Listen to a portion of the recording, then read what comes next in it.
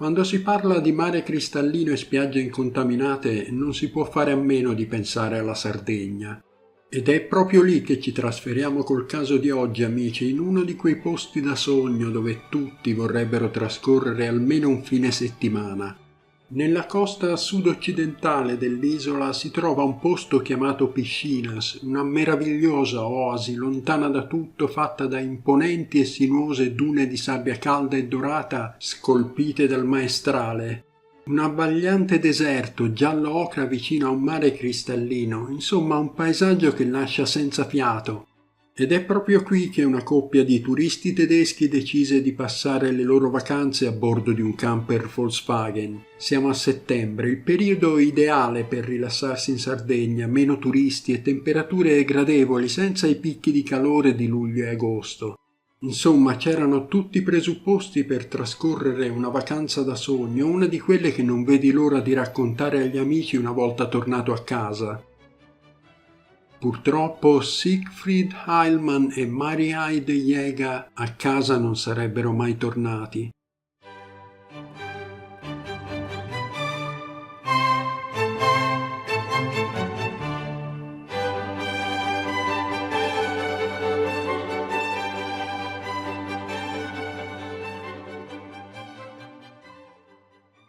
C'è un piccolo promontorio nei pressi della spiaggia chiamata Subistocco. Siegfried e Marie decisero di parcheggiare lì il camper. La prima notte in Sardegna l'avevano trascorsa al camping Mariposa di Alghero. Poi, dopo una passeggiata nel centro storico della città catalana, erano partiti verso sud in direzione di Arbus.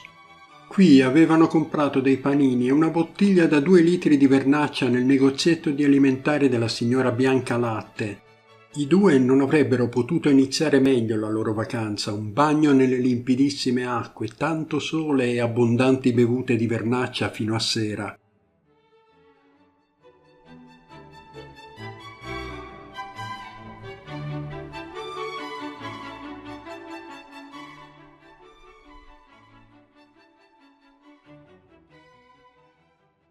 La mattina del 4 settembre 1982 un sottufficiale dell'aeronautica uscì di buon mattino per fare la sua solita camminata sulla spiaggia. Arrivato al promontorio notò quel veicolo fermo e si accorse del vetro posteriore in frantumi. Il militare si avvicinò per offrire il suo aiuto, ma dall'interno nessuno rispose. Mezz'ora dopo sarà proprio lui a chiamare i carabinieri dicendo di aver trovato 2 cadaveri nudi all'interno di quel camper. Siegfried e Marie erano stati assassinati e ora agli investigatori toccava il compito di scoprire il colpevole di quel crimine orribile, uno dei delitti più efferati commessi in Sardegna negli ultimi decenni. I 2 amanti tedeschi vittime di quel massacro erano Siegfried Heilmann, un 41enne bancario, e Marie-Heide Jäger, assistente sociale di 25. Sui loro corpi nudi erano evidenti segni di ferite d'arma da fuoco. Lei era stata anche brutalmente violentata. Secondo i referti del medico legale, quelle ferite erano state causate da un fucile a canne mozze e la morte dei 2 sfortunati turisti risaliva al 2 settembre, ovvero 36 ore prima del ritrovamento.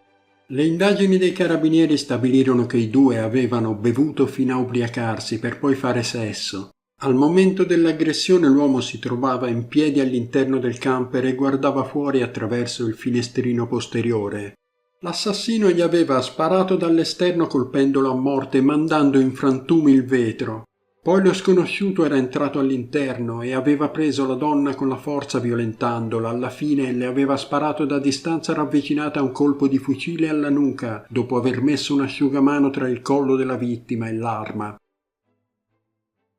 Nella scena del crimine tutto sembrava disposto in modo caotico, come se l'assassino avesse rovistato alla ricerca di qualcosa dopo aver commesso gli omicidi. Quel fatto di sangue fece molto scalpore non solo in Sardegna, forse perché quel modus operandi faceva pensare agli omicidi del mostro di Firenze, attivo proprio in quel periodo. Tutti i giornali italiani e tedeschi ne parlarono a lungo e il delitto di Arbus restò nelle cronache locali per settimane. Gli investigatori non esclusero nessuna pista, inclusa l'ipotesi del delitto commissionato dalla ex moglie del bancario, gelosa della nuova relazione dell'uomo con una donna più giovane. Secondo alcune testimonianze di persone entrate a contatto con le vittime, i due avevano una certa somma di denaro contante all'interno del camper, soldi che non furono mai trovati, quindi anche la possibilità di una rapina finita male non fu esclusa. In realtà con il passare del tempo tutte quelle ipotesi non portarono a nulla. La pista del mostro di Firenze in trasferta non fu mai supportata da fatti concreti, così come la storia della vendetta da parte della ex moglie di Siegfried Heilmann. I carabinieri a questo punto non avevano nessun appiglio e le indagini non fecero progressi fino al 1992, quando gli investigatori decisero di offrire una ricompensa per tutti coloro che avessero fornito informazioni utili alle indagini. L'autunno di quell'anno i carabinieri di Villa Cidro avevano arrestato un pastore di Arbus e nel suo ovile erano state trovate armi illegalmente detenute e droga. Sergio Curreli era un tipo spavaldo, una testa calda con precedenti per spaccio. Si sapeva che sua moglie e le figlie vivevano nell'indigenza mentre lui girava con macchine sportive e aveva sempre in tasca molto contante. L'uomo viaggiava con una macchina che i carabinieri cominciarono a tenere d'occhio, una Lancia Delta integrale rossa che era sempre stata vista nei luoghi dove erano avvenute alcune rapine. Il maresciallo Felice Maccioni aveva alle spalle una lunga esperienza investigativa nel nord Italia, pur essendo sardo. Aveva sempre sospettato di Curreli, pensava che oltre allo spaccio fosse responsabile di alcuni crimini violenti avvenuti da quelle parti. Non solo, Maccioni era convinto che l'uomo operasse all'interno di un'organizzazione strutturata per la commissione di reati gravi. Insomma, gente del posto in grado di far perdere le proprie tracce. Ora che Curreli era in carcere, il maresciallo pensava che avrebbe potuto fornire informazioni utili. Parlando con i servizi sociali, il militare venne a sapere che l'uomo maltrattava la moglie, Daniela Muntoni.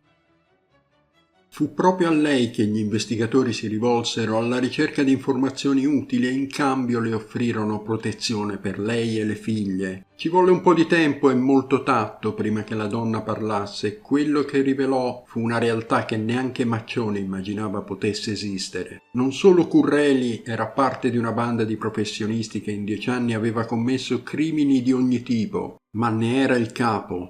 Tutti i reati erano avvenuti nella zona di Arbus, alcuni a Cagliari, altri addirittura nella penisola. Daniela Muntoni rivelò un sottobosco fatto di delinquenti locali e non che avevano partecipato a vario titolo a tutte le azioni criminali della banda.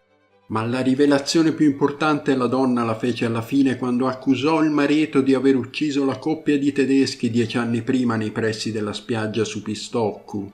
Ma quello che sconvolse gli investigatori fu il movente che aveva scatenato la furia omicida di Curreli. Secondo il racconto della moglie, i due turisti avrebbero investito col camper la cagnetta che l'uomo portava con sé quando pascolava le pecore. Ne era nato un diverbio e i due stranieri non solo non avevano chiesto scusa, ma avrebbero addirittura mandato al diavolo Curreli. Finalmente tutte le tessere del puzzle stavano andando al loro posto. Ora non restava che verificare tutte le informazioni che la donna aveva fornito sperando di trovare dei riscontri oggettivi. Il maresciallo Maccioni e il sostituto procuratore Pili cominciarono a fare pressioni su Curreli per convincerlo a confessare, a diventare un collaboratore di giustizia. Le rivelazioni dell'uomo arrivarono, ma in un lasso di tempo molto lungo. Prima ammise di far parte di una banda responsabile di rapine, traffico di droga, di armi, attentati a esercizi commerciali e caserme dei carabinieri. Poi cominciò a svelare una realtà fatta di omicidi per vendetta e su commissione. Raccontò di un pastore ucciso quasi per errore, un gioco finito male, un cappio stretto intorno al collo che non gli lasciò scampo. Oppure di un tossicodipendente ammazzato a fucilate per delle dosi di droga non pagate, o ancora di una moglie violenta e gelosa che aveva commissionato l'omicidio del marito pagando 2 milioni di lire, perché temeva che lui vendesse il patrimonio dopo aver lasciato la casa. Per quanto riguarda l'omicidio dei 2 turisti tedeschi, Curreli una notte chiese di parlare con il pubblico ministero e confessò di aver commesso quel delitto, fornendo tutta una serie di dettagli. Secondo il racconto dell'uomo, i due avevano investito e ucciso la sua cagnetta e poi se n'erano andati senza chiedere scusa. Curreli lo considerò uno sgarbo intollerabile, così decise di fargliela pagare. Dopo aver localizzato il camper a Supistocco, aveva sparato contro la sagoma in controluce di Siegfried Heilmann, uccidendolo. Si era affacciato al finestrino andato in frantumi e aveva esploso un altro colpo contro il turista rannicchiato sul pavimento.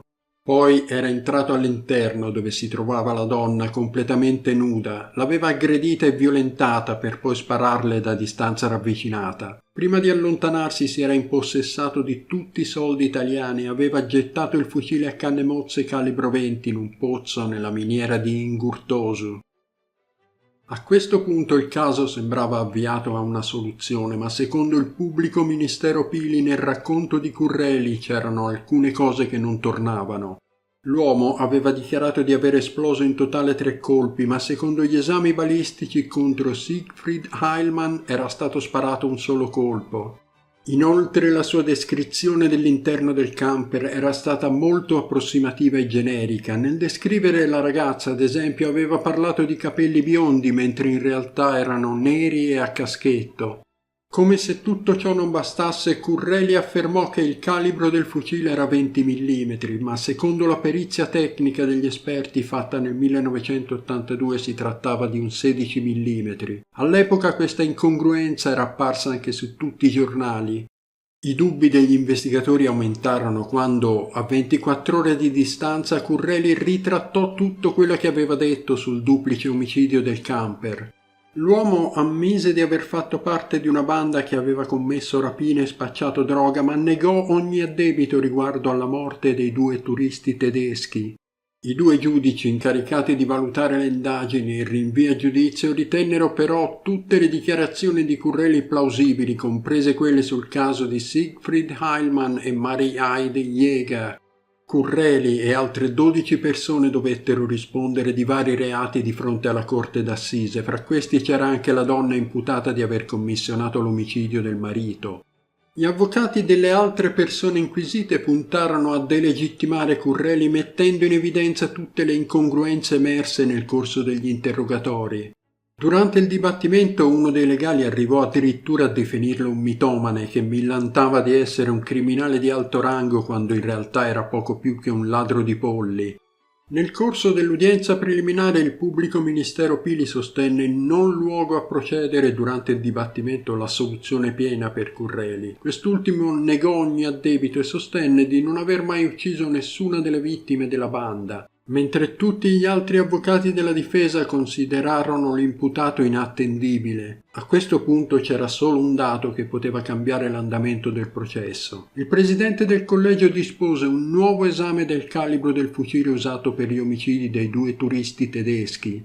Se il risultato fosse stato lo stesso del primo test balistico, Curreli sarebbe stato dichiarato oggettivamente inattendibile e scagionato almeno dalle accuse di omicidio. Quella misurazione fu eseguita materialmente in aula nel corso del dibattimento da Franco Gattermeier, un esperto di armi. Il risultato fu sorprendente. Il fucile che aveva sparato era effettivamente un calibro 20, come affermato da Curreli sin dall'inizio. Quindi il primo perito balistico aveva sbagliato la valutazione considerando un calibro inferiore a quello reale.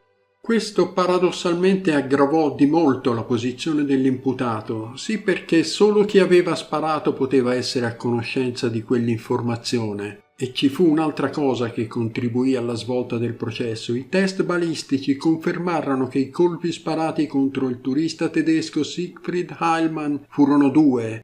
Curreli e gli altri 12 imputati furono riconosciuti colpevoli di tutti i reati contestati. L'uomo fu ritenuto unico responsabile dell'omicidio dei 2 turisti e per questo fu condannato all'ergastolo. Oltre a questo, Sergio Curreli fu ritenuto responsabile di assalti alle banche, una decina, e attentati contro chi, investigatori e giornalisti, ostacolava le sue imprese. Tutte le pene furono poi confermate in appello e in Cassazione. Nel corso degli anni Curreli in carcere è diventato giardiniere e tutti dicono sia un detenuto modello. Lui continua a ripetere: io con l'omicidio dei 2 tedeschi non c'entro nulla. Quella sentenza mise fine a un periodo difficile dell'isola, quando per un attimo si pensò che il mostro di Firenze fosse sbarcato in Sardegna.